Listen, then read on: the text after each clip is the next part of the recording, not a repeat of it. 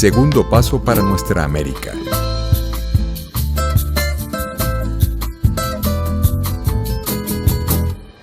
Sean bienvenidos y bienvenidas a esta nueva entrevista de Segundo Paso Nuestra América. Quien les habla, la profesora María Alejandra Portillo. Hoy, durante la entrevista, vamos a trabajar sobre temas que tienen que ver con el Estado, con los feminismos y con la decolonialidad en América Latina. Quien nos acompaña durante la entrevista de hoy es la profesora Karina Ochoa. Karina Ochoa nació en la Ciudad de México en 1975. Estudió licenciatura en Sociología en la Universidad Autónoma Metropolitana. La maestría y el doctorado en Desarrollo Rural en la Universidad Autónoma Metropolitana Unidad Xochimilco. Actualmente es profesora investigadora de la Universidad Autónoma Metropolitana, Departamento de Sociología, División de Sociales y Humanidades.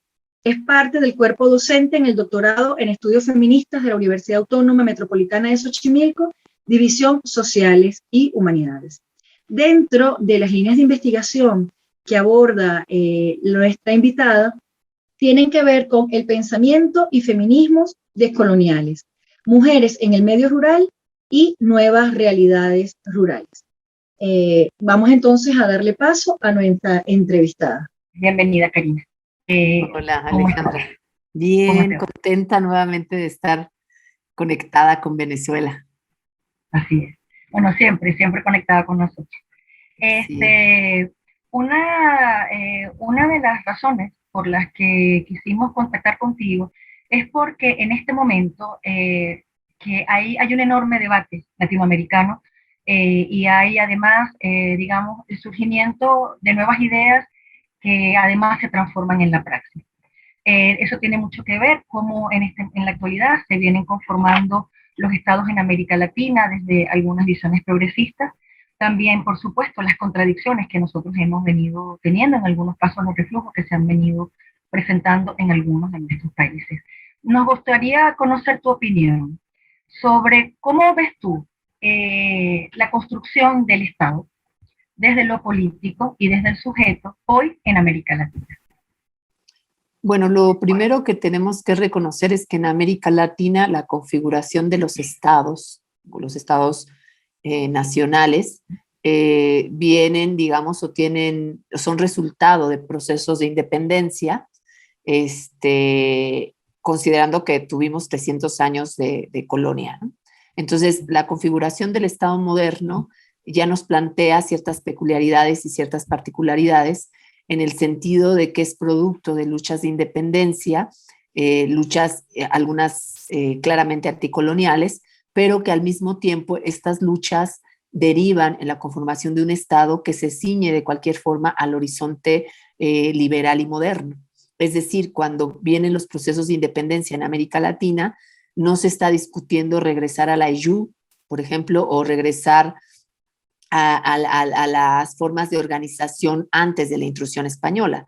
Se está discutiendo en algunos casos si acoger el modelo francés, ¿no? O sea, el modelo del Pacto Nacional o de la Constitución francesa, o el modelo norteamericano. Es el caso de México, donde la disputa entre centralistas y federalistas, o las disputas que se dan después del proceso de independencia, que duran pues poco más de 60 años, tiene que ver con qué proyecto de nación se aspira. Pero lo cierto es que el proyecto de nación y el proyecto de Estado al que se está aspirando no logra romper los límites de los estados liberales, que son producto del orden civilizatorio moderno, que es profundamente colonial.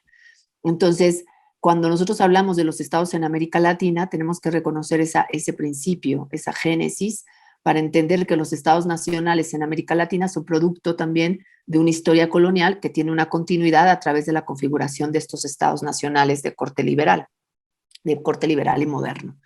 Entonces, es muy interesante porque en las últimas décadas, a raíz del ascenso a los gobiernos de las izquierdas progresistas, lo que podemos ver es un intento importante por construir otras formas de gobierno que vienen desde experiencias de izquierda y desde experiencias populares, ¿no?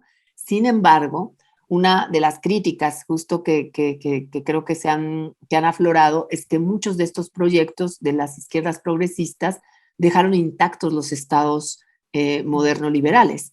Es decir, si bien se llegó al poder, en el caso de Brasil, de Argentina, no incorporó ni Ecuador ni Bolivia, porque en el caso de Ecuador y Bolivia hubo apuestas por reconfigurar el Estado a través de la creación de nuevas constituciones y a través de procesos de la generación de un nuevo pacto nacional que incorpora la idea de los estados plurinacionales, por ejemplo, o pluriculturales. Sin embargo, y aún con esa reformulación del Estado, los marcos referenciales no logran desquebrajar la lógica del Estado-nación que surge, digamos, de los procesos de independencia. El caso de Venezuela es muy aparte, por eso también, y además ustedes lo conocen, no sería yo la indicada justo para debatir este tema, pero bueno, quizá lo pueden retomar su propia experiencia para entender cómo son los procesos respecto al ascenso de las izquierdas progresistas de las últimas décadas.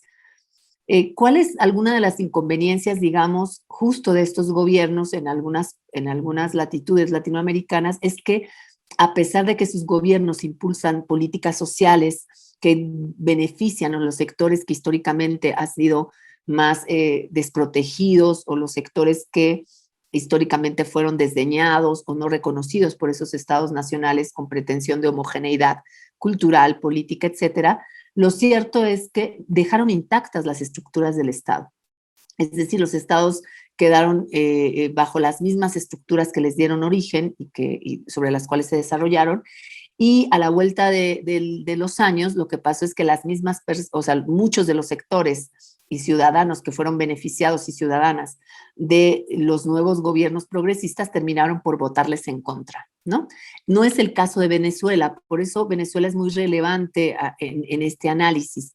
Y el caso de Ecuador y Bolivia también requieren un análisis aparte, aunque pues en el caso del Ecuador, por ejemplo, aunque logran mantener el poder por la vía electoral, el sucesor de Correa pues echa por borda todos los avances que se habían desarrollado con el gobierno correísta, ¿no? Entonces, en el caso de Bolivia tenemos un golpe de Estado que da un giro en el momento en que por la vía electoral vuelve a regresar el MAS al gobierno, pero ahora con una perspectiva otra. Yo creo que lo que está pasando hoy en Bolivia es muy relevante porque el proyecto al que se está aspirando con el nuevo gobierno y también el trabajo que se ha hecho desde la vicepresidencia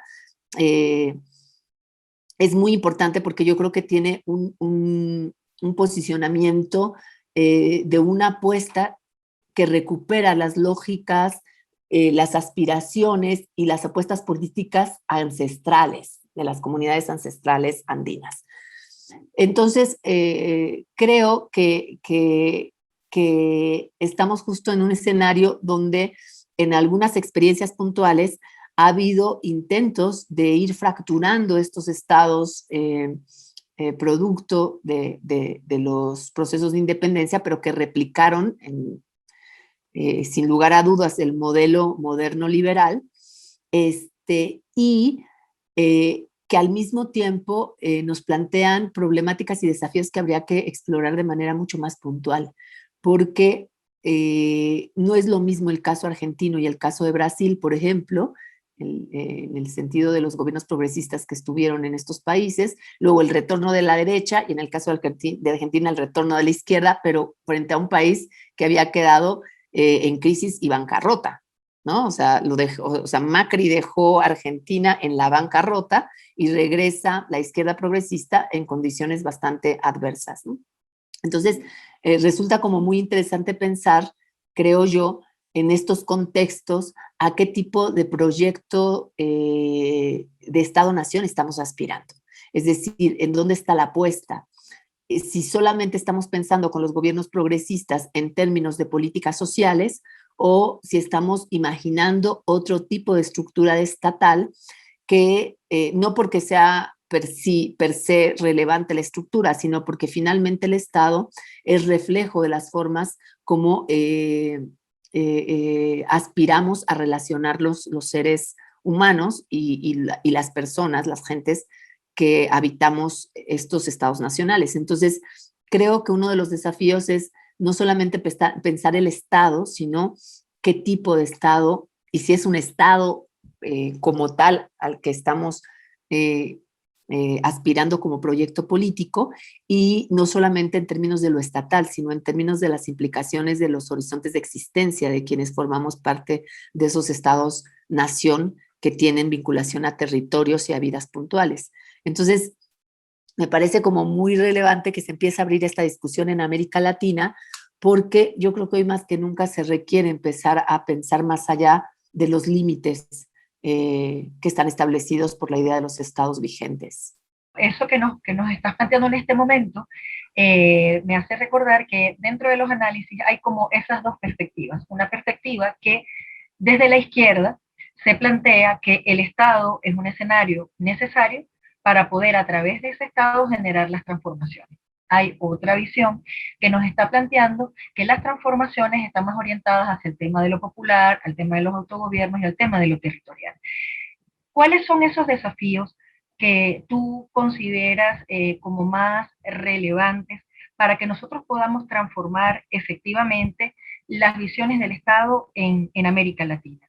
Sí, creo que posicionarnos en los extremos de ambas perspectivas no es sutil.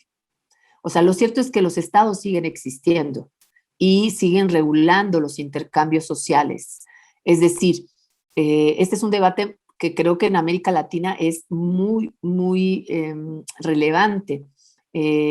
Recuerdo, por ejemplo, el posicionamiento de algunos compañeros y compañeras en Guatemala frente a la postura de algunas pensadoras feministas descoloniales que apuestan en absoluto por la autonomía y el desconocimiento de los estados, y estos compañeros y compañeras que vienen de sectores populares, de comunidades indígenas, lo que decían es: no podemos dejar de pensar también en el Estado, porque al final el Estado sigue teniendo impacto sobre nuestros territorios, ¿no? Por ejemplo, todas las lógicas extractivistas evidentemente pasan por la regulación del Estado.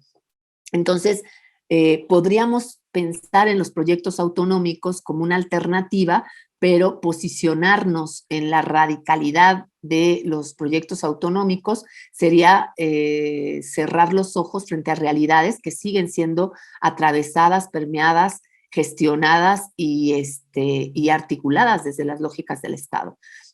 Por otro lado, quienes piensan solo en el Estado y piensan desde las lógicas de la política, de la realpolitik o de la política partidaria, pues están también olvidando otras muchas dimensiones y ámbitos de la acción política que no pasan necesariamente por las lógicas institucionales y del Estado. Aunque si pensamos la perspectiva del Estado como Estado igual a sociedad civil más sociedad política, pues inevitablemente tendrán que estar pensando también en las lógicas que no pasan por la institucionalidad gubernamental, por ejemplo, ¿no? Pero lo que quiero decir es que al final este es un camino de doble ruta, porque nuestra realidad es que los estados siguen teniendo existencia y vigencia en nuestras realidades, aun cuando las lógicas, más bien en las últimas décadas, las políticas de ajuste estructural y las políticas neoliberales adelgazaron de manera importante a los estados en América Latina, pero los estados siguen teniendo una presencia importante que tiene efectos sobre la vida de la gente. En ese sentido, insisto, es una lucha de doble vía en tanto que el Estado sigue teniendo una vigencia y una presencia en las realidades latinoamericanas. Eso implica que tenemos que hacer la lucha dentro y fuera del Estado, con y sin el Estado.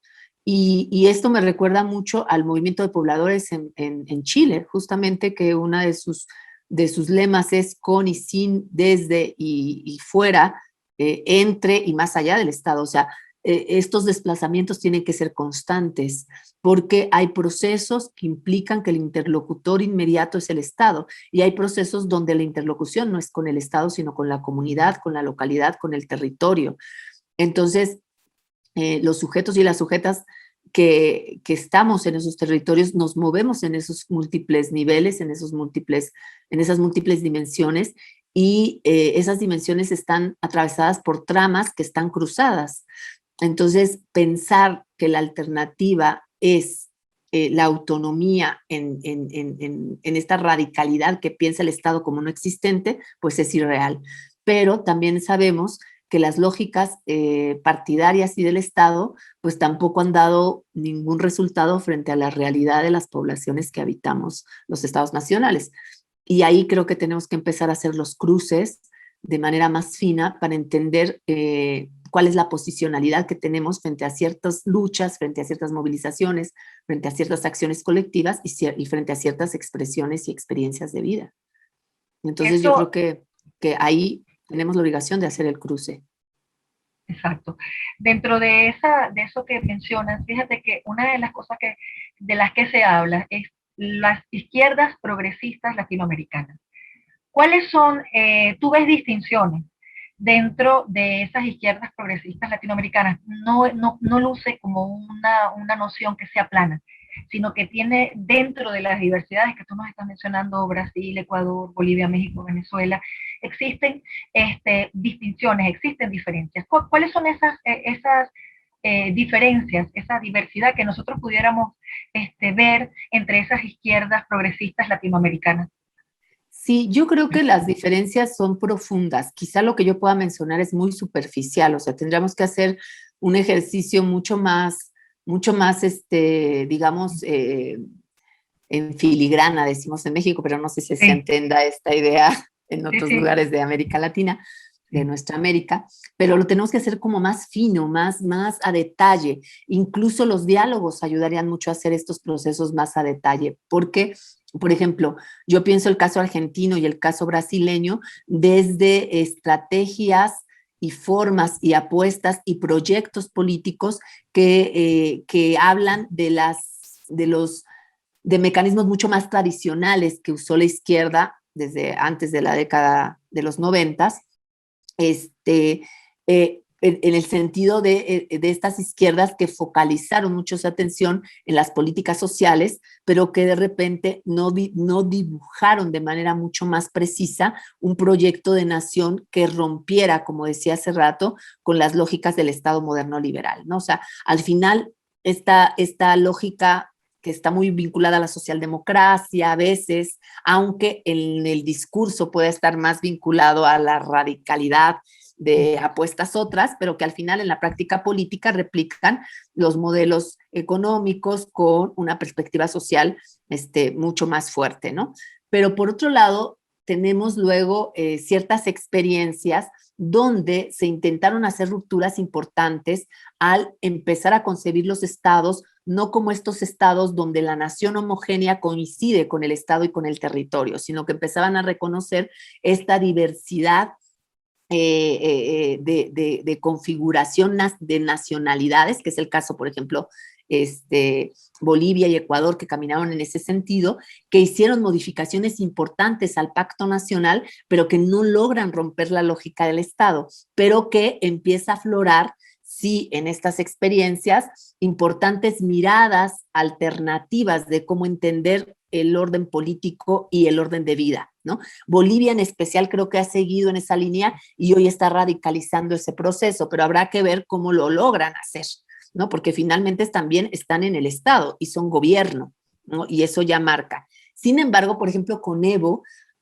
recordemos que surge como candidato a la luz de movilizaciones muy importantes, la guerra del gas, la guerra del agua, son los antecedentes de la movilización social que lleva a un líder sindical, además, digamos, con una fuerte tradición ancestral indígena, al poder. Y inicialmente el proceso que Evo genera es muy interesante, porque yo me recuerdo, y lo conversaba con una compañera hace no muchos días, que Evo hacía reuniones todas las mañanas con el Consejo de Ancianos, digamos, con los mayores, haciendo un proceso que tenía que ver con prácticas políticas que no estaban vinculados al quehacer político tradicional de la realpolitik o partidario, sino que estaba mucho más asociado a las formas de decisión política de las comunidades indígenas, ¿no? Hay un momento en el que se rompe esa dinámica que tiene Evo y claro, ahí también, y el propio Evo hace después del golpe un balance diciendo, pusimos tanto énfasis en salir de las condiciones económicas que Bolivia tenía antes de la llegada al poder, lo cual lograron, porque Bolivia se convirtió en uno de los países con el mejor Producto Interno Bruto, o sea, sus parámetros económicos mejoraron bastante, pero también al mismo tiempo se fueron perdiendo estas conexiones con estos horizontes otros de quehacer político, de toma de decisión y de forma de organización, que sí podía haber impactado de manera más fuerte en el Estado. Hoy, al regreso del gobierno del MAS, yo lo que veo es que tienen muchas posibilidades porque hay un intento de retorno a eso, pero todavía no, yo no lo tengo muy claro, pero yo no estoy en Bolivia, con lo cual hacer el diálogo con compañeros y compañeras bolivianas nos podría ayudar a hacer esos rastreos, pero siento que hay ahora un retorno y un intento de profundización del proceso, ¿no? Tenemos el caso de Ecuador. Correa, pues era un economista que también logró hacer estas modificaciones en términos económicos, con un movimiento que tuvo una presencia importante en una primera etapa del gobierno, con un movimiento indígena, y la CONAIE, que había estado muy movilizada, pero que después también se da este proceso de fractura, ¿no? Y luego tenemos el caso de Venezuela, que a mí me parece que es uno de los casos más emblemáticos en América Latina, que se tendría que revisar con mucho, mucho cuidado, porque a diferencia de los otros casos, Chávez sí logra trastocar la estructura del Estado, o por lo menos caminó en esa dirección. Y yo creo que de todos los gobiernos progresistas, el de Chávez logra sí dar ese paso de manera contundente, ¿no? Y yo creo que ustedes tienen mucho más que decir al respecto que yo, pero me parece que Venezuela de repente es un referente al que hemos perdido de vista en América Latina por toda la campaña imperial que hay contra Venezuela, pero que Venezuela tendría que ser revisada con mucha más, con lupa, en su apuesta, porque creo que Chávez sí se dio cuenta que había que generar un proceso en doble vía, ¿no? Que iba a permitir reestructurar el Estado desde lo más profundo del Estado. Entonces, en el caso de México, y todo esto para hablar de la experiencia mexicana, creo que Andrés Manuel López Obrador, si bien tiene un proyecto de nación que se concentra en lo que se llama la 4T, creo que es un proyecto de nación que tiende mucho a la apuesta de las reformas constitucionales, más que la reformulación del proyecto nacional, por un lado, y más que a la reformulación de la estructura del Estado. Creo que Andrés Manuel está justamente en el terreno en el que se movieron los gobiernos, el gobierno brasileño y el gobierno argentino, es decir, más en la lógica de las políticas sociales, de las lógicas de los gobiernos tipo de la época del Estado benefactor, y que no ha logrado construir una apuesta que trastoque la lógica del Estado y que reformule las formas de relación que las instancias de la administración pública puedan tener con los ciudadanos y las ciudadanas, con las personas que habitamos pues los diferentes territorios y estados de este país, ¿no? Entonces, me parece que Andrés Manuel, si no hace ese reviraje, va a tener muchas dificultades, porque puede ser que a la vuelta de la esquina, como pasó en Argentina, como pasó en Brasil, quienes se han visto apoyados por el propio proyecto de apoyo social de Andrés Manuel López Obrador, pues puedan votarle en contra. A mí me parece que la 4T tiene que hacer hoy un balance, porque estamos a mitad del sexenio. El gobierno de Andrés Manuel tiene que hacer un balance, porque además no se ha logrado tener un impacto en términos de la formación política, que por ejemplo en Venezuela sí hubo. O sea, Chávez era un gran pedagogo que logró resetear, digamos, que posibilitó el reseteo de muchos sectores que se politizaron en la propia experiencia de gobierno en el chavismo, desde Chávez y después de Chávez, ¿no? Yo creo que eso no está pasando en México. Creo que Andrés Manuel ha perdido de vista la necesidad de ir configurando otras formas de pensamiento, otras formas de convivencia que se traduzcan en otras formas de hacer política, y creo que se ha concentrado mucho en reformas constitucionales que tentativamente tendrían que llevar a una otra forma de entendimiento del Estado Nacional, pero que no están siendo suficientes para configurar alternativas realmente diferentes a la que existen, ¿no? Aunque sin duda hay avances, ¿no? Y en medio de eso, el coronavirus viene en sus primeros años de gobierno a paralizar mucho de lo que posiblemente se podía haber hecho desde estas lógicas de apoyo social, etcétera. Entonces, en medio de eso, pues la inevitable crisis económica que está generando el coronavirus, la inmovilidad respecto al trabajo territorial, por tenernos que recluir en nuestras casas y por el aislamiento social.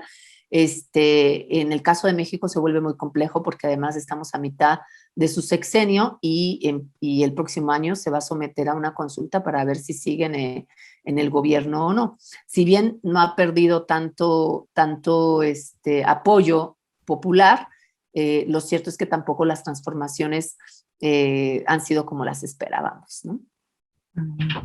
En ese sentido, fíjate que uno de los planteamientos que se hace justamente con el tema del coronavirus es que el coronavirus ha hecho que esos son unos planteamientos que he estado leyendo con Álvaro García Linera y otra gente que viene, como cómo se está reposicionando el Estado hoy en día. Es decir, que ante la pandemia, ante el miedo a la muerte, entonces el Estado aparece como una figura que tiene suficientes competencias o suficiente poder como para poder garantizar la vida más que otros sectores. Entonces, el Estado en ese sentido se va a resituar, digamos, por el tema de la sobrevivencia. Quería también consultarte, bueno, esa es su opinión. Es decir, él dice... Yo no la comparto, ¿eh?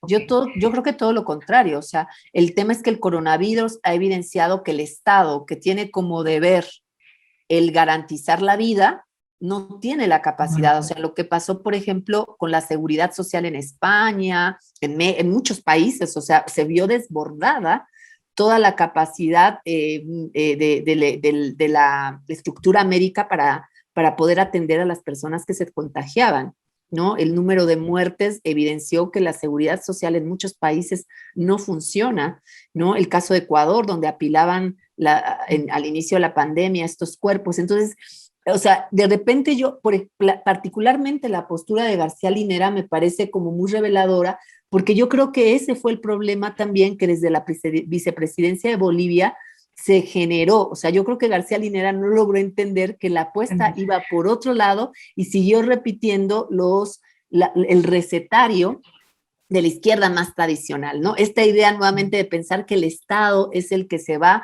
a resituar porque es el único que puede garantizar la posibilidad de sobrevivencia, yo la pongo en duda, porque justo el problema es que los Estados han dado muestra de que son incapaces de garantizar ya no la vida, la sobrevivencia.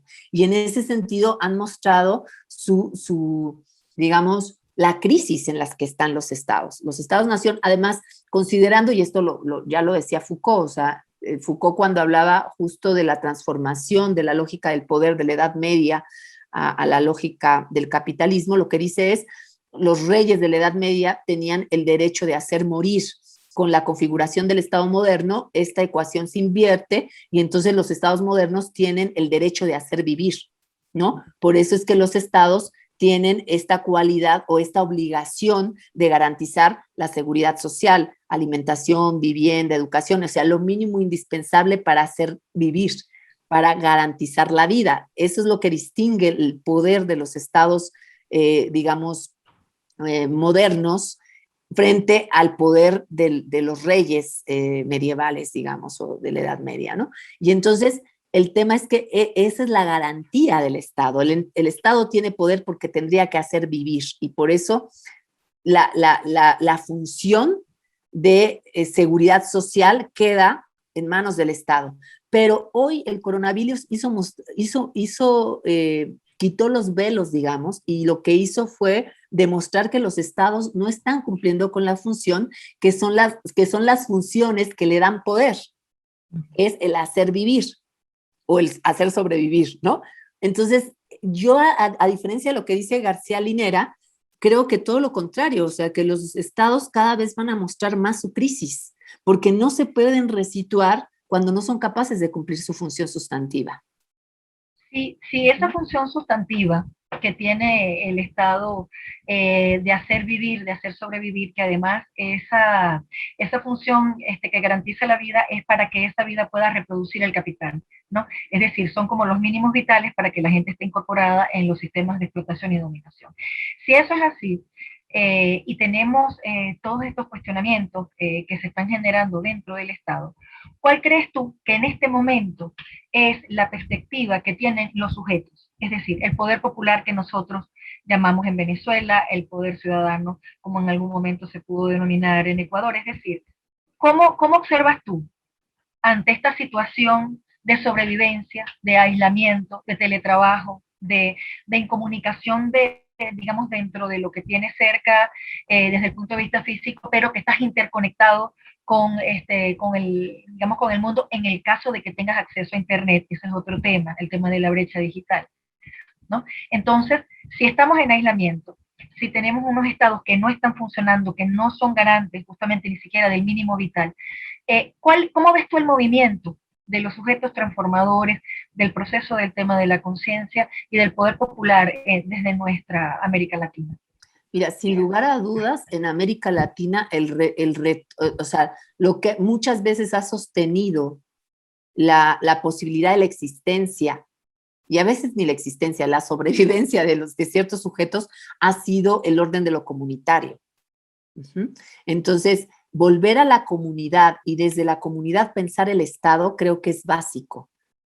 Y cuando digo a la comunidad no me estoy refiriendo solamente a la comunidad indígena, ¿no? Tampoco me estoy refiriendo exclusivamente a la comunidad tradicional. Me estoy refiriendo regresar a esos lugares que nos posibilitan rearticularnos o movilizar nuestras relaciones interpersonales y colectivas, ¿no? Muchas veces eso se traduce en términos del barrio o se traduce en términos del espacio que habitamos, por ejemplo, la comunidad universitaria. O sea, yo lo veo con los estudiantes y las estudiantes con las que trabajo constantemente. O sea, hasta antes del coronavirus, la universidad era un espacio que dotaba de identidad específica a muchos jóvenes, a muchas jóvenes, porque además lo habitaban y en ese habitar muchas horas del día la universidad se establecían también vínculos donde había un terreno fértil para generar lógicas diferentes de intercambio, que no necesariamente se basen en la lógica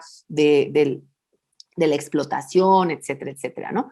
Entonces, yo creo que el retorno, no a la idea de autonomía, que sí se basa en el sentido de comunidad, ¿no? O sea, porque aquí hay un problema, creo que es fundamental, porque cuando nosotros pensamos, o sea, de qué tipo de autonomía estamos pensando y cómo le estamos pensando, porque al final uno de los problemas del proyecto moderno liberal es que nos constituimos como sujetos autónomos y libres, y eso significa que entonces no me considero que soy un sujeto interconectado con otros sujetos y con otras sujetas. Por tanto, si yo no me considero un sujeto interconectado, entonces lo que yo haga lo que yo quiera hacer es válido, sin que yo pueda asumir que lo que yo haga tiene efectos sobre mi entorno.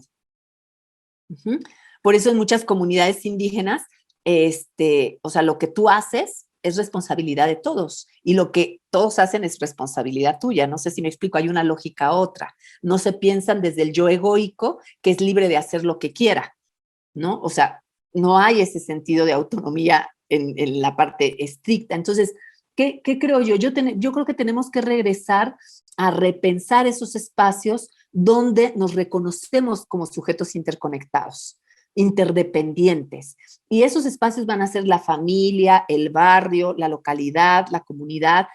Obviamente, en el caso de Venezuela, como sí se institucionalizó ese espacio y es la comuna y está anclada a un territorio, digamos que tiene una estructura orgánica frente al Estado. No es el caso de México, no es el caso de muchos países donde tendríamos que repensar cuál es ese espacio comunal o ese espacio comunitario donde dinamizamos nuestras redes de solidaridad, de intercambio, de conflicto, porque tampoco hay que idealizar el espacio de lo común, pero que son conflictos donde la interlocución es sustantivamente con el otro y la otra, que es un sujeto que, digamos, con el cual me identifico en términos de cierta igualdad. Es decir, donde las relaciones no se establecen de manera absolutamente jerárquica, como es el caso de la relación que se establece con el Estado, que es la relación súbdito-soberano, sino, como diría Foucault, son esas relaciones de poder horizontal donde la relación es sujeto-sujeto, súbdito-súbdito, ¿no? Y en esos lugares hay que reconfigurar cosas para mirar al Estado desde ese lugar y no al revés. Y entonces creo que hoy, hoy el desafío es mayor, porque además, frente a lo que pasó con la pandemia y el proceso de aislamiento social, también se están reconfigurando estos espacios, pero no en todas partes. En algunos lugares, los espacios de intercambio, los espacios de la relación horizontal, sujeto-sujeto, se fortalecieron. En otros se desestructuraron aún más. Por ejemplo, en el caso de las universidades, que yo te decía siempre, yo vi a la universidad como un terreno fértil para la experimentación de estas otras formas de vincularnos, de generar redes solidarias. Obviamente, al dejar de estar en el espacio físico, se rompe de alguna manera ese proceso, pero al mismo tiempo se rearticulan otras formas de solidaridad entre los estudiantes. Esto es como cuando, yo cuando pienso, por ejemplo, cuando hay gente que tiene, que le dan microtrombosis en la cabeza, en fin, que se les mueren ciertos neuronas, ¿no? O que se le mueren cierta parte del cerebro. O sea, las neuronas hacen conexión por otros lados, ¿eh? Y muchas veces recuperan las movilidades, aun cuando una parte ya se había visto afectada, las conexiones se hacen por quién sabe dónde y reaniman la movilidad del cuerpo, el habla, donde se haya afectado, ¿no? Entonces yo creo que también tendríamos que revisar así a manera de neuronas cómo, aun cuando se han visto afectadas ciertas, digamos, ciertas conexiones que nos hacían establecer estas relaciones, de estos intercambios, habría que ver cómo se están restableciendo estas otras conexiones para que tengan la misma función. Yo, por ejemplo, una cosa que a mí me sorprende, yo estoy agotada de tantas y tantas iniciativas de conversación por Zoom, ¿no? Además en todo el mundo, o sea, yo casi siempre seleccionaba 4 salidas al año para estas conversaciones. Venezuela era una de ellas, era así como básica. Granada era otra de ellas, la Escuela de Colonial en Granada y los foros desde el sur del Al-Andalus. Y había así como 2 o 3 movimientos más que yo buscaba. Y ahora no es necesario que me vaya de mi casa para hacer estas conversaciones, ¿no? O sea, Colombia, Argentina, Venezuela, el sur de España, el País Vasco, La Coruña, y así te puedo decir más. Bueno, incluso el RIF en Marruecos, ahora son mucho más cercanos para mí, en términos del diálogo que puedo hacer con las personas de esos lugares. En otro nivel, sin lugar a dudas, en otro nivel en absoluto. Pero al final son como las neuronas que empiezan a hacer conexiones por otras partes, ¿no?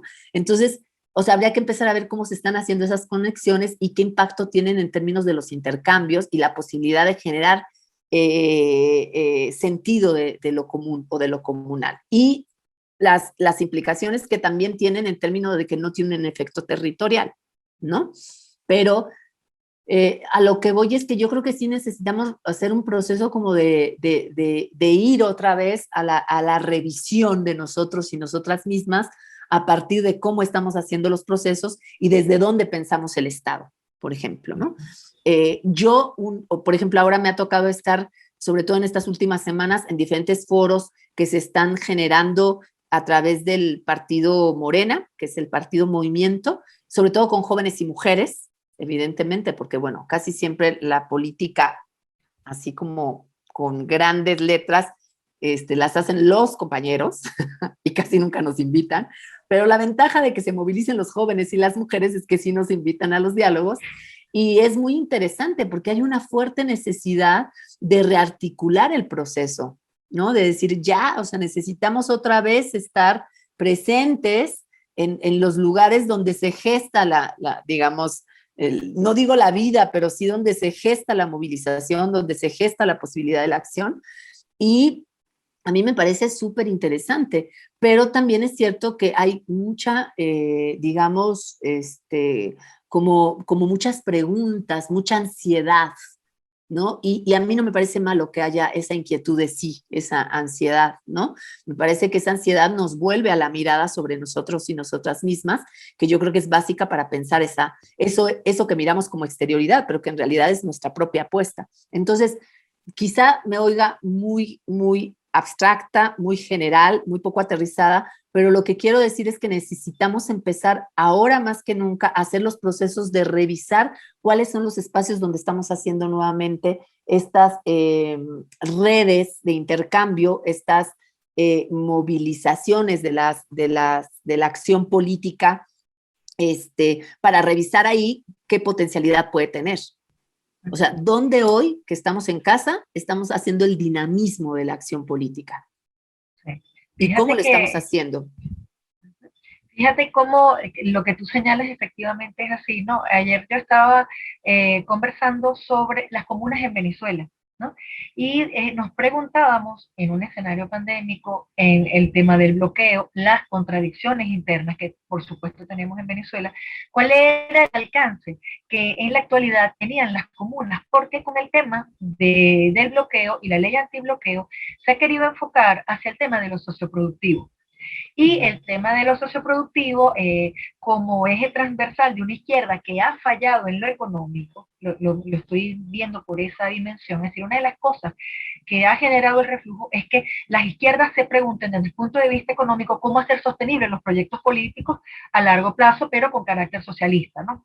Entonces, dentro de ese sentido, la comuna, como espacio socioproductivo hoy, en medio de ese escenario, se plantea unas contradicciones que van desde lo socioproductivo para la comunidad o lo socioproductivo como emprendimiento y competencia, ¿no? Entonces, se hace justamente un análisis, estaban varias personas que eran comuneros y comuneras, y ellos decían, una cosa es el intercambio territorial, y otra cosa es que yo comience a generar una mercancía y haga competencia con otra comuna. Ahí no hay posibilidad entonces de interconexión. Entonces, ¿qué tan claro desde el punto de vista territorial, desde el punto de vista de la comunidad, en el caso particular venezolano, se puede entonces plantear la comuna? Conversando incluso con unos compañeros de Chile, ellos decían que querían conocer los ejemplos de las comunas en Venezuela para poderlas reproducir, sobre todo dentro del proyecto que ellos están en este momento pues llevando adelante, ¿no? Vamos a ir a un tema que te apasiona mucho, ¿no? Bueno, no sé si quieres hacer algún comentario en relación de lo socioproductivo como emprendimiento dentro de las izquierdas, es decir, es una de las preocupaciones que se generan, por supuesto.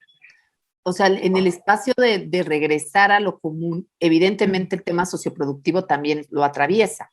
O sea, regresar a lo común no solamente regresar al espacio de deliberación, también atraviesa por este tipo de procesos socioproductivos, creativos, de pedagogía, o sea, atraviesa por todo. O sea, ahí cuando es regresar a revisarnos desde dónde articulamos nuestros intercambios, no son solamente intercambios narrativos o no son solamente intercambios deliberativos, también son los intercambios personales, los intercambios socioproductivos, los intercambios pedagógicos, los diálogos de saberes, dirían los descoloniales, ¿no? Y por supuesto lo socioproductivo no está fuera. Ahora, dentro de lo socioproductivo, la posibilidad de los intercambios, o sea, por ejemplo, el restablecimiento de los sistemas de trueque y de intercambio rompe con estas lógicas de competitividad, ¿no? Además, en una sociedad donde por más que le hagas, no vas a terminar de abastecer toda la necesidad, tampoco es que creo que haya competencia, ¿no? O sea, porque pues tampoco tienen una capacidad productiva como para abastecer a toda la nación frente a otra comuna que abasta a toda la población. Entonces, o sea, en realidad yo creo que ahí justo se trata de ver cómo en estos procesos se pueden generar mecanismos otros que no tienen que ver con las lógicas de competencia, sino con las lógicas de intercambio, o sea, no sé, y ahí se pueden explorar miles de procesos donde a lo mejor la lógica de la competencia también entre en ciertos terrenos, ¿no? Y sea inevitable, entre muchas comillas.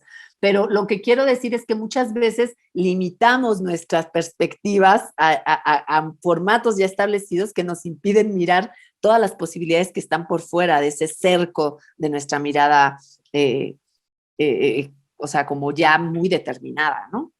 Sino incluso en las comunas, ellos una de las cosas que mencionaban era la importancia del trueque, que efectivamente se da, ¿no? Es decir, te estoy colocando un ejemplo como dentro de la contradicción, pero en general ellos están probando con incluso formas de trueque, formas de intercambio, que tiene que ver con los saberes, que tiene que ver con la formación, para pues recrear un tejido que ha sido muy golpeado, que es por ejemplo el campo. Y decíamos, ahí hablábamos de las comunas rurales y las comunas urbanas, que las tenemos justamente en Venezuela y que esas experiencias pueden apuntar justamente a poder pensar desde otros sitios el poder. Y eso me lleva a preguntarte sobre cuál es dentro de toda esta discusión, ¿cómo ves tú los enfoques desde el feminismo en las interpretaciones de estos cambios y de estas transformaciones? Desde el feminismo, como tú decías ahorita, estas invitaciones a las formaciones que son fundamentalmente hombres, lo he notado. De hecho, hasta llama la atención y dónde está, sacas la cuenta y tú dices, bueno, nada más hay una sola mujer en todo el proceso de formación, eso pasa. Y las mujeres, el enfoque feminista, ¿cómo lo ves tú dentro de las transformaciones, dentro del poder popular, dentro de las transformaciones del Estado, dentro del pensar, incluso la gestión de lo público? Fíjate que ahí se vuelve bien complejo. Te voy a poner dos ejemplos. El caso del golpe de Estado en Bolivia.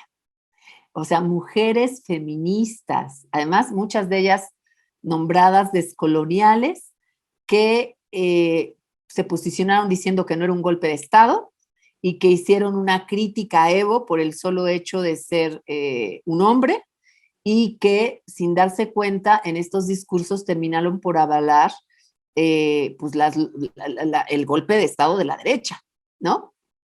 Y bueno, puedo decir nombres, Silvia Rivera Cusicanqui y algunas compañeras que de inicio lanzan un primer posicionamiento y que luego Rita Segato. Rita Segato, por ejemplo, ¿no?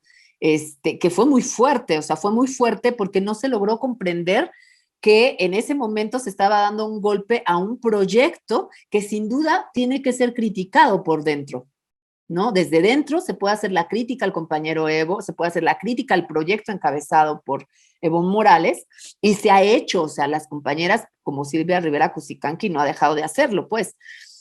Pero al mismo tiempo no se dieron cuenta que el otro nivel en el que se estaban moviendo los escenarios tenía que ver con el avance de la derecha a partir de un golpe de Estado que era inminente y que ellas no reconocían como golpe de Estado. Entonces, a mí me pareció tremendo, tremendo realmente. O sea, me pareció, yo de repente esas cosas me parecen un tanto incomprensibles, pero bueno, eso pasa. Y luego tenemos el escenario más reciente del Perú, donde Keiko Fujimori, además hija del dictador Fujimori, que era una de las candidatas por la derecha peruana, empieza a encabezar un discurso feminista en contra del candidato de la izquierda, ¿no? De Castillo.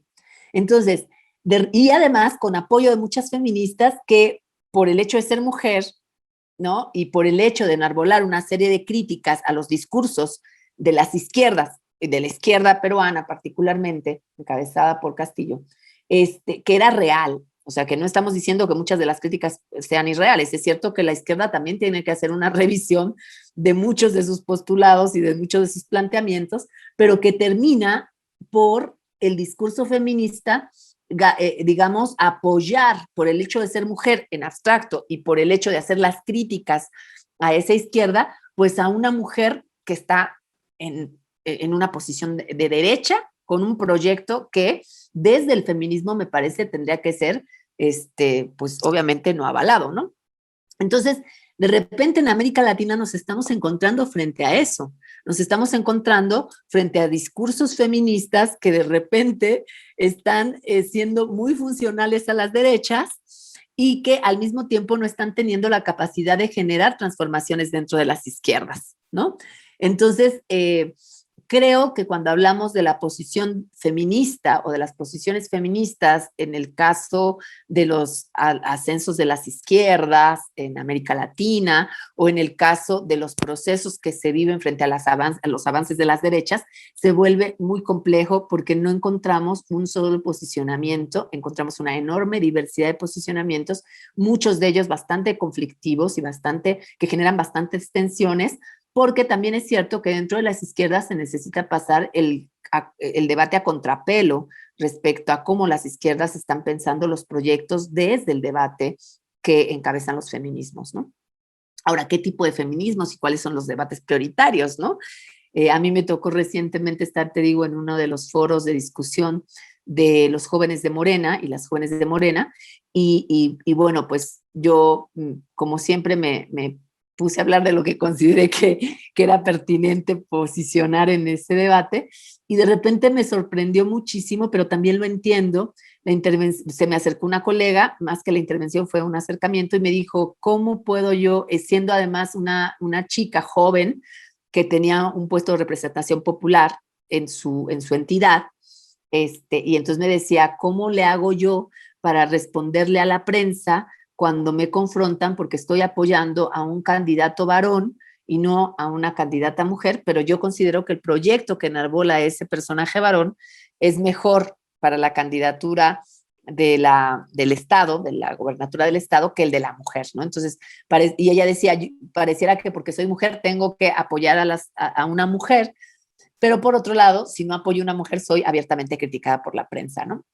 Entonces yo de repente me descoloqué muchísimo porque, claro, yo había ido como a presentar una reflexión sobre la categoría de género y la crítica a la perspectiva de género para pensarla desde la realidad política de las jóvenes, y de repente me pregunta cómo le respondo a la prensa y yo me impacté porque a mí no se me ocurre, o sea, porque yo no me tengo que enfrentar, yo no estoy en esa posición y no tengo que enfrentarme frente a esas preguntas de la prensa. Entonces, realmente no supe cómo contestarla y de repente dije, claro, es que el pragmatismo político en el que están inmersas estas chicas no es en el que yo estoy inmersa. Entonces, de repente se vuelve bien complejo porque, claro, también están buscando respuestas y a mí me era imposible darle una respuesta, pero también me complicaba pensar que a veces o sea, cuando estás en esos terrenos, el pragmatismo político te impide también entrar a otros procesos de reflexión porque tienes que responder frente a realidades como que la prensa te cuestione, ¿no? Entonces, me impacté realmente porque no me di cuenta que yo no estoy en esos terrenos. Y que esos son parte de los terrenos en los que están lidiando las mujeres que hacen política desde el partido y desde el poder institucional, que no es necesariamente la discusión, por ejemplo, que nos compartes de los comuneros y las comuneras, ¿no? Y que no es la discusión de la militancia del partido que está haciendo trabajo, digamos, barrial o trabajo local, o sea, son preocupaciones otras. No es que no las tengan en cuenta, sino que su preocupación no es qué le van a decir a la prensa, ¿no? Sino cómo vamos a posicionar a nuestros candidatos o candidatas, en fin, hay otros. Entonces, los ámbitos en los que se mueve todo esto son tantos pisos, ¿no? Que de repente se vuelve bien complejo entrarle, porque cuando intentamos entrarle a uno, y a veces incluso pensamos que hemos ido resolviendo en ese nivel, en el nivel local, en el nivel de la comuna, de repente se te destapa la cloaca de cómo hacer la vinculación entre la comuna, por ejemplo, en el caso de Venezuela, en su articulación con el Estado, ¿no? Y entonces cada momento se nos va a ir abriendo una caja de Pandora, en la medida en que se vayan tocando las fibras de ese tejido complejo que pasa por muchos hilos de nuestras realidades. Y ahí yo creo que tenemos que empezar a tener miradas mucho más fluidas, mucho menos fijas, para que podamos entender en qué momento y en qué posicionalidad nos encontramos en cada momento para ir resolviendo. Porque no es lo mismo cómo resolvemos frente a la comuna cuando se trata de una interlocución entre pares que cómo resolvemos de las comunas frente al Estado, que no es un par, por ejemplo. Exacto. ¿No? Fíjate cómo en esa discusión de la pregunta de la compañera, de alguna manera hay como un retorno al lenguaje binario, es decir, hombre-mujer. cuando efectivamente yo creo que los debates van hacia otros sentidos, por supuesto, ¿no?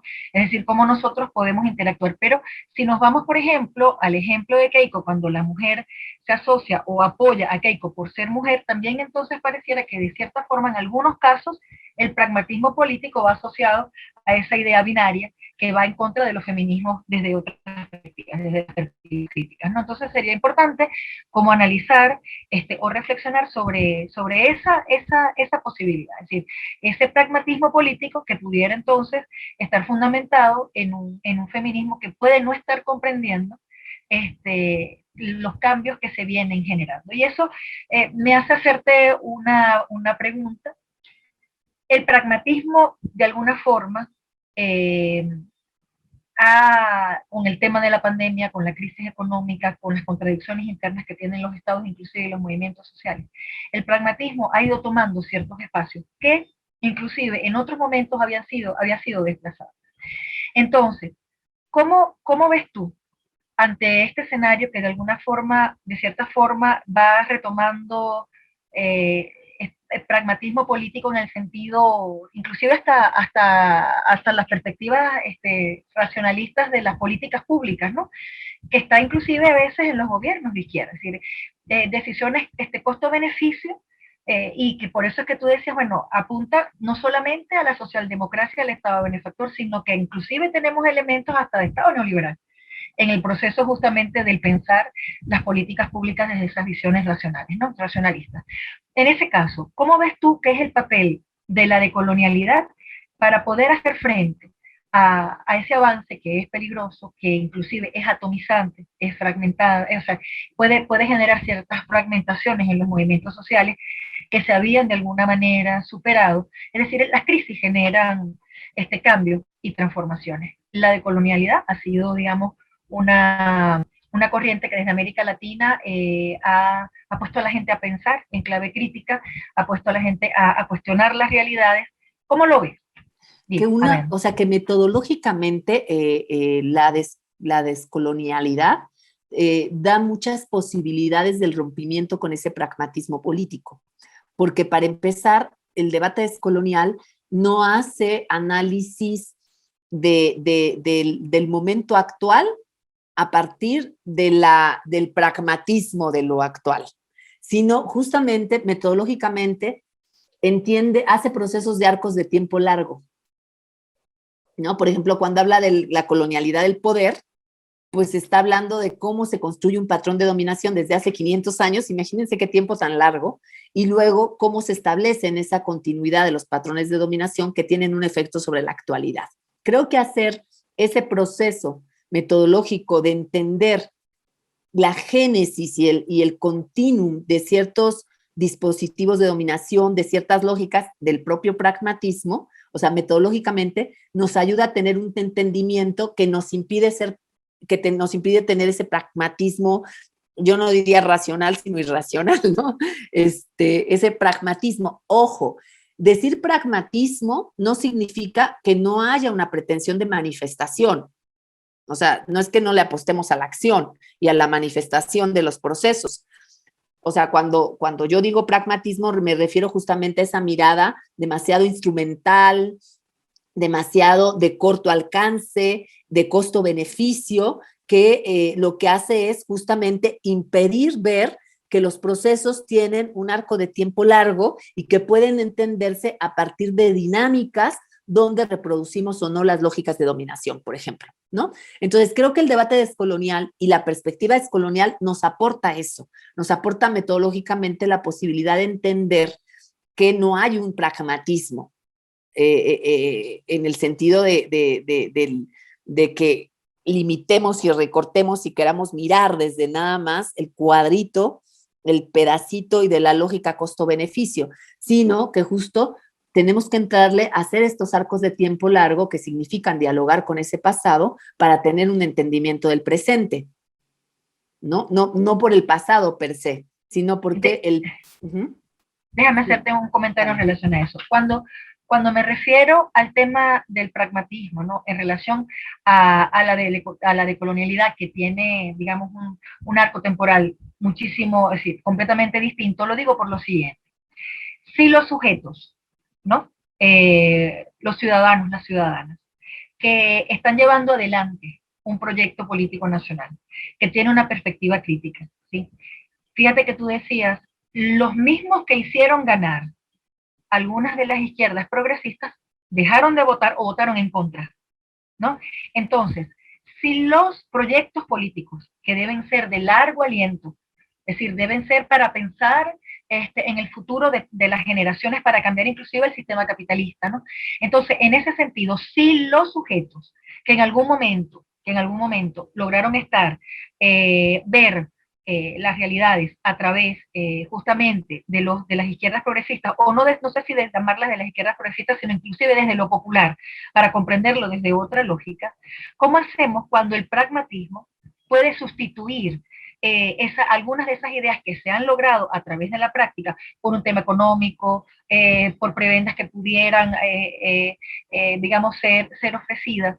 ¿Cómo nosotros podemos volver? Y ahí era mi pregunta con relación a la decolonialidad. Es decir, cómo la decolonialidad pudiera resignificar, ¿verdad? A veces ese vaciamiento o ese descontento que se puede generar. ¿Cómo podemos hacer para que esos ciudadanos, esas ciudadanas que han sido de alguna forma vaciados o que de alguna manera han podido comprender la realidad desde otra perspectiva, cómo volver a que la gente, y lo digo por el desencanto, ¿no? Porque parte del reflujo que supera lo electoral, ¿no? Sino que tiene que ver con lo cultural, con las socializaciones que nosotros podemos hacer con las intersubjetividades, ¿cómo hacemos para que eso pueda profundizarse? ¿Ves? Sí, o sea, esta parte del pragmatismo tiene que ver con procesos de inmediatez, ¿no? O sea, por ejemplo, esto que señalábamos en relación a cómo muchos y muchas de los sectores o de las personas o los ciudadanos y las ciudadanas que se vieron beneficiadas de las políticas sociales de los partidos de izquierda, luego les votaron en contra o les dejaron de votar, ¿no? Y tiene que ver con procesos de inmediatez política. Ahora, justo cuando yo decía, la parte metodológica que ofrece, por ejemplo, que ofrece la reflexión descolonial, es que esa inmediatez política puede ser resignificada cuando nosotros entendemos los procesos en arcos de tiempo largo. Es decir, cuando yo soy capaz, no solamente en el caso, por ejemplo, de Venezuela, entender que la situación que se vive hoy en Venezuela es producto también de las lógicas imperiales y es producto de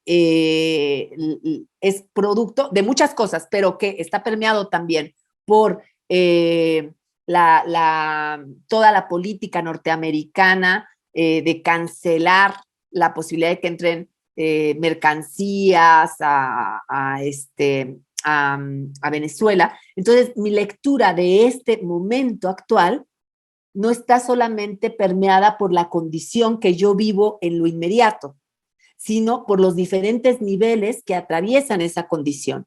Eso no significa que yo no pueda estar en desacuerdo con las formas como se responden frente a esa realidad, pero puedo entender que esa realidad no solo es producida por el gobierno de Venezuela, sino es producida por las lógicas imperiales de Estados Unidos que tiene un bloqueo sobre Venezuela. Y eso matiza mucho el cómo me posiciono yo como ciudadana frente a lo que está pasando en esta inmediatez.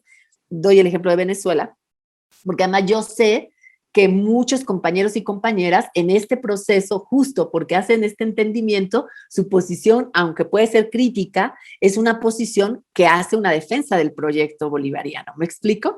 Entonces, justo el problema que yo te decía cuando te hablaba, por ejemplo, de la 4T y de Andrés Manuel López Obrador, en el sentido de que no han hecho el trabajo de formación política y el trabajo pedagógico que sí hizo Chávez, es que como no hacemos estos procesos de comprensión de las realidades a partir no solamente del arco de tiempo largo, sino a partir de los múltiples hilos que marcan y definen las realidades, entonces yo solo lo voy a leer a través de mi propia experiencia particular, individual, autónoma, como sujeto ciudadano que es constituido desde un yo egoico, que solo puede leer que yo estoy mal y que estoy en condiciones que para mí son insoportables. Y entonces eso me va a llevar a tener un voto en contra porque yo estoy mal y necesito una salida, sin pensar también que a quien le voto, que es la derecha, también está constituida por toda una historia y por todo un proyecto político. El debate descolonial creo que aporta en términos metodológicos para hacer este ejercicio, en el sentido de tener un entendimiento que va de lo micro, lo meso a lo macro, en términos no solamente históricos, y además el entendimiento de la complejidad de patrones de dominación que siguen siendo vigentes en la actualidad.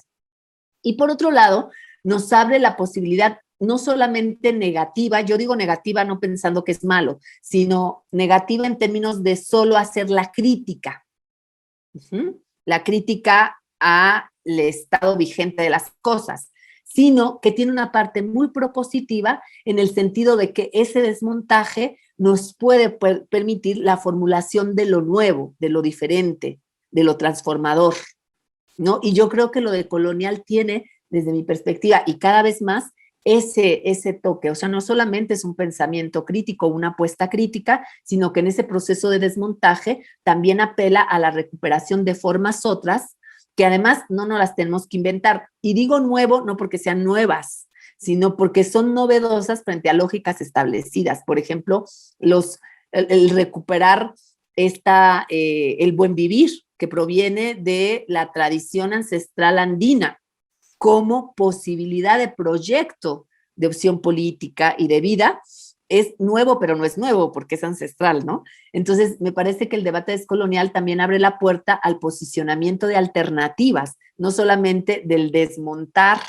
de manera crítica lo existente, sino la posibilidad de ir eso que llamamos diálogo de saberes, eso que llamamos también apuestas por la vida, ontologías políticas de la liberación, en fin, todas estas apuestas que muchas veces son novedosas en el sentido de ponerlas en terrenos en los que antes no estaban posicionadas, porque antes todo este tipo de prácticas que vienen, por ejemplo, de la ancestralidad, etcétera, estaban posicionadas en terrenos de lo comunitario que se quedaban en lo local, pero ahora cuando se están posicionando en el debate frente al Estado, se vuelven novedosas y nuevas, aunque no sean tan nuevas, ¿no? Por ejemplo, en Bolivia el debate del buen vivir como apuesta política de un Estado, lo que hizo fue desplazar algo que ya existía en las formas de vida comunitaria de los pueblos indígenas de Bolivia, pero que lo desplazan ahora al ámbito del Estado y que se vuelve superpotente. O sea, ¿cómo hacemos el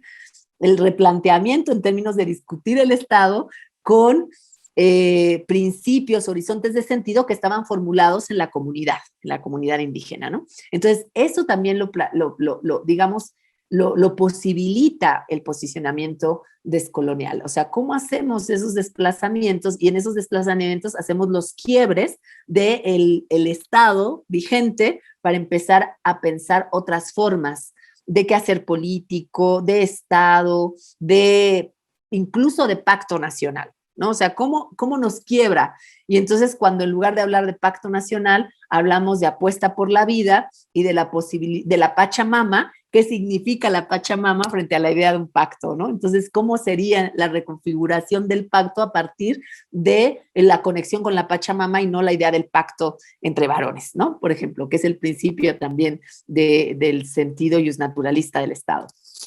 Y creo que esos desplazamientos los ha posibilitado el debate descolonial. No es el único, ¿eh? No quiero decir que es algo exclusivo del tema descolonial, pero creo que el tema descolonial, o lo descolonial, o el giro descolonial, o la apuesta descolonial ha impreso mucha fuerza en esos procesos, en posicionar estas otras miradas, estos otros horizontes de sentido, otras formas de entendimiento de la vida y desplazarlos a espacios donde antes naturalmente era imposible que se hiciera ese desplazamiento.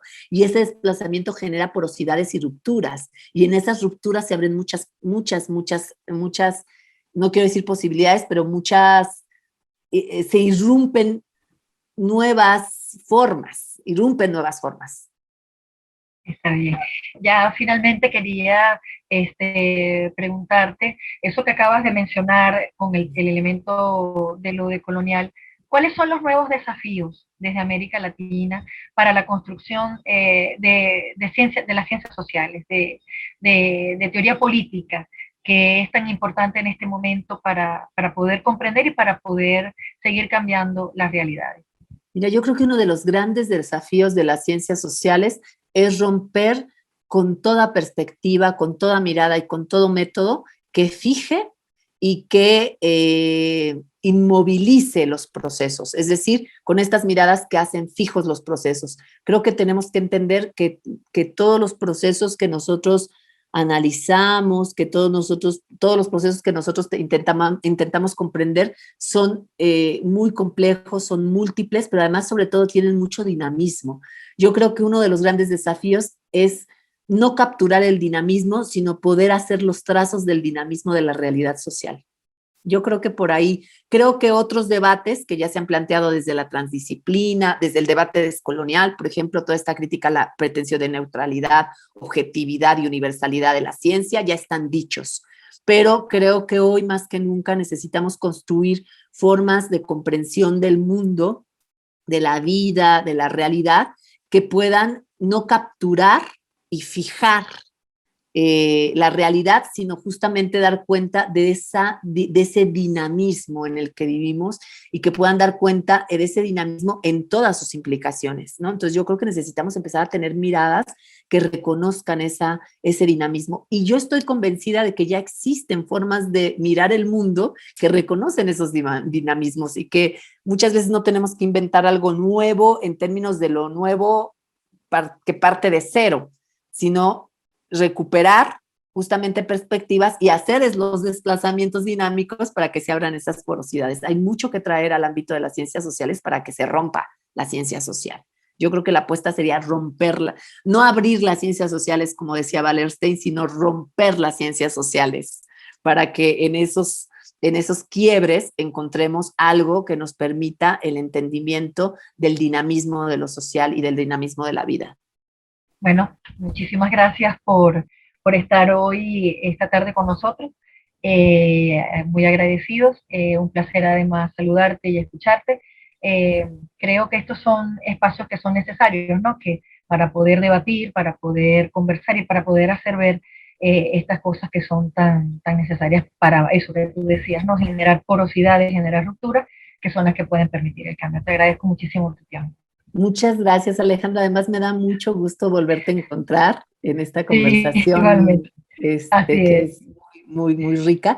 Y decir que, bueno, yo siempre lo digo cuando tengo posibilidad de entablar una conversación en la que me siento conectada otra vez con la gente que está en Venezuela, decirles que Venezuela forma parte de mi corazón. Extraño estar en Venezuela, pero además también quiero decir que parte de mis reflexiones no son absolutas, o sea, son simplemente un pretexto para la conversación. No es mi pretensión de ninguna manera que se asuman como aquí está dicha la verdad, sino como un pretexto o como un posttexto para que empecemos conversaciones donde podamos empezar a también a movernos, ¿no? A mí me encantaría, sé que esta es una entrevista, con lo cual el formato no posibilita la conversación con otras voces, pero me encantaría tener la posibilidad, quizá más adelante y en otros procesos, que sea más como una conversación, porque, insisto, mis planteamientos son simplemente un pre y un post texto para que hagamos la conversación y escuchar también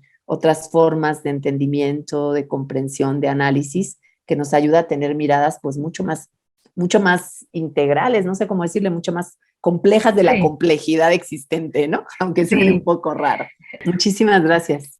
Con estas interesantes consideraciones sobre el Estado, sobre los feminismos y sobre la decolonialidad en América Latina, nos despedimos de esta entrevista que ha sido un espacio de debate, un espacio de formación muy interesante, que, como nos ha señalado nuestra ponente de hoy, abre porosidades, abre rupturas para poder nosotros aproximarnos, para poder comprender las realidades desde otras perspectivas, desde perspectivas críticas.